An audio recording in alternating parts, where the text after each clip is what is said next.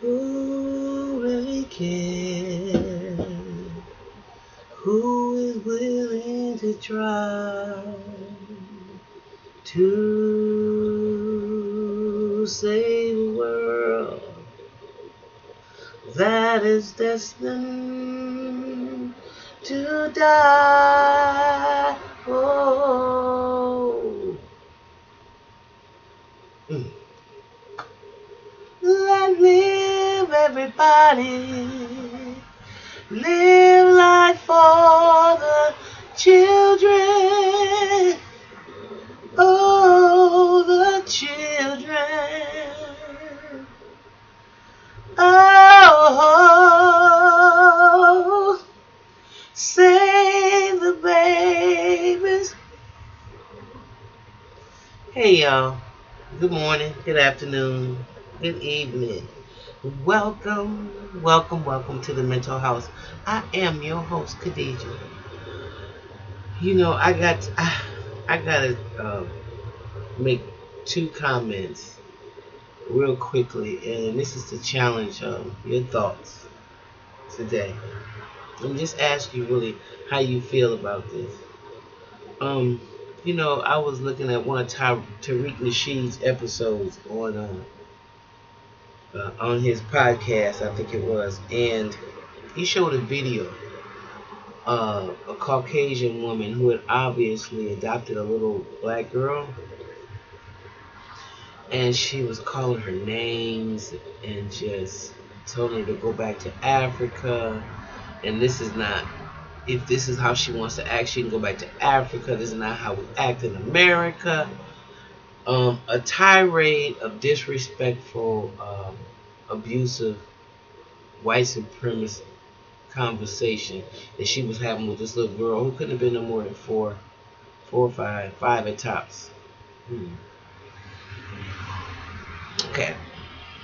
Now, first of all, to anybody that is thinking about adopting a child, let alone a black child, if you don't, if you have any deep down reservations, stereotypes, and all of those things about black people, why the hell are you taking our babies? Just so you can damage us more, and because white supremacy gives you the option to take a black child and abuse worse than the person um, was abused for him to get taken out of his house in the first place. And that's why I said about black folks, look, we cannot keep continuing to have children that we are not willing to raise. And if you can't raise them, they got to be going to auntie and grandmom and them. They cannot be going into the system. We cannot allow this to happen. Every time I see something that's ridiculous, it pierces my heart because they taking, and I'm sure the little girl lives in a lily white suburb, which is going to be damaging probably enough to her psychic as it is. Them calling her little niggers and those little things that she's going to go through in the town, being quote unquote the little nigger baby from Kenya that you adopted. I mean, I've seen it happen with Asian babies and the conversations that some of the white women have. And I'm not saying all, but I'm saying, most people are like followers and they don't speak up. So if they're around a bunch of racist white women and they're saying this about their child, they're going to follow suit. They're not going to speak up. Very few will be like Sandra Bullock, I guess, in that movie on The Blind Side, when she checked all her friends. Most of them don't do that at all. Because if they did, we wouldn't have the situation that we have now. Okay, that's why I commend anybody that tries to dispel and kill this damn craziness that's going on the planet right now, because the media is perpetuating it. The media is throwing bombs and jabs, keep jabbing, and then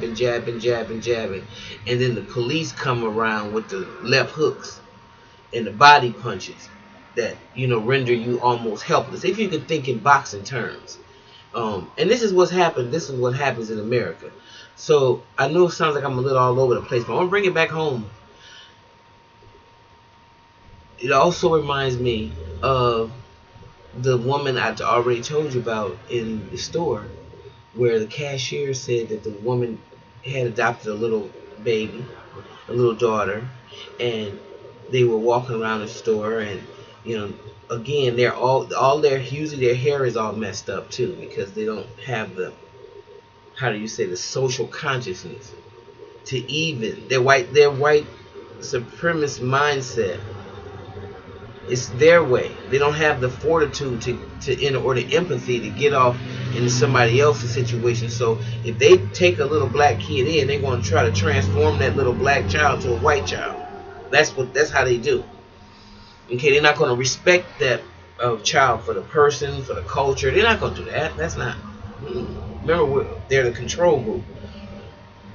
So this little girl, when she gets to the counter, and the cashier, being the astute person that she knows that if she spoke to the mother, then of course she's going to validate the child because she heard the mother, um, talking to the child throughout the story, like, when you put that back, put that back, or we can't get that, yada yada yada. She said the child was very well behaved, but when they got to the counter, the little girl looked at her, and she starts, looking real strange at her, and then she goes, "Are you my mom?" Wow.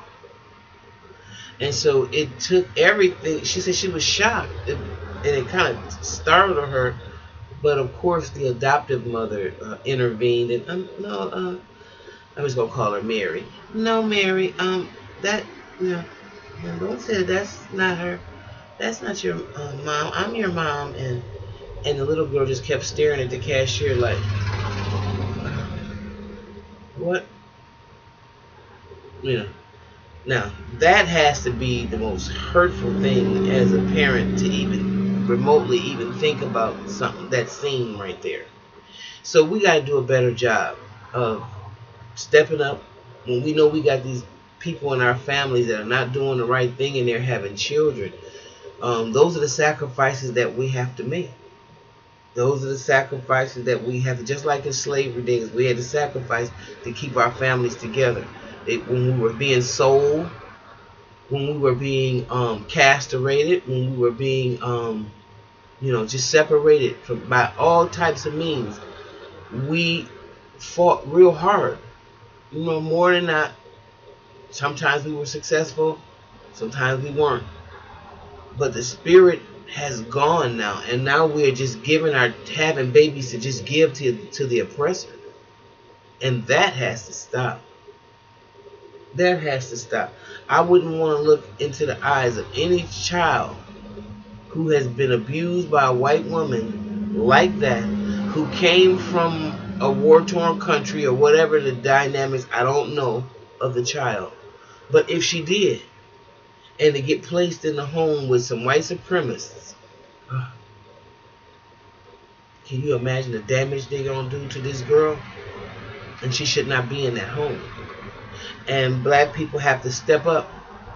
Those of us that are doing better, we have to step up and take our babies, take them back, and be a positive enrollment, role model, and not allow white supremacy to take our babies and use them in this slavery system like it did before. And I know some people are going to have a problem with my language, but whenever you point out a narcissist, what happens is they get very angry and they start a smear campaign, and sort of like what you're seeing happen with Colin Kaepernick. No one is concerned with the reasons why he's kneeling down on his ground instead of standing up. No one's concerned with that. They're just concerned with the fact, the large society, the media monster. They're just concerned and trying to cause division because he's doing this. He's disrespected. He's disrespected. Any sane and rational Caucasian person if they think that black people should stand up for this flag who has brutalized us since we were kidnapped from Africa, then they are part of the scheme that wants to destroy us. And we should not even be ashamed to say that. Because most free and fair thinking white people know that, I don't blame them for standing up. I don't blame the Native American for not standing up for the flag either. There are some white people who know how to think like that. John Brown thought like that. Father Grappy thought like that. Right? But let me tell you something. If you don't think like that, if you're not worrying about the the cause, and you just worrying about the reaction, you just want to put he got a sword. He keep coming back. Oh, look. And never wanting to examine and take any tests as to why this person is having this sores pop up in the same spot. Then I know you like to put what's that Band-Aid on bullet wounds, and you're part of the problem. So I don't wanna I don't wanna digress here. Let me get back to the point. I don't know when I saw that film footage of the little girl being abused by the white woman. It made me really rethink this whole thing about who should be adopting children. It really did, and I think should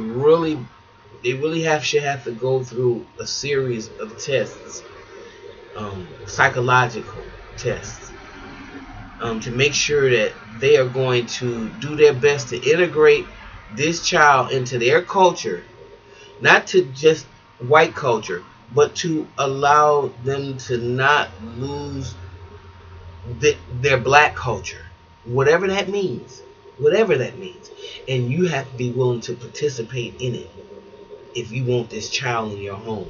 And if you're not willing to do that, don't take our babies, because we gotta save our babies. And if it means from you, then that's what the hell we have to do. Because when you start abusing children, then I know you a lowlife. Because y'all have more sympathy when people disrespect dogs. Let alone if you get that irate about dogs, like Michael Vick and what he did. I'm just as irate when I see a white woman with a black child and abusing that baby psychic that way. Ugh. So, and you know what? If you like what you hear, I'm going to get off of here now. Please like, subscribe, and share. And please share your opinion, because is it me?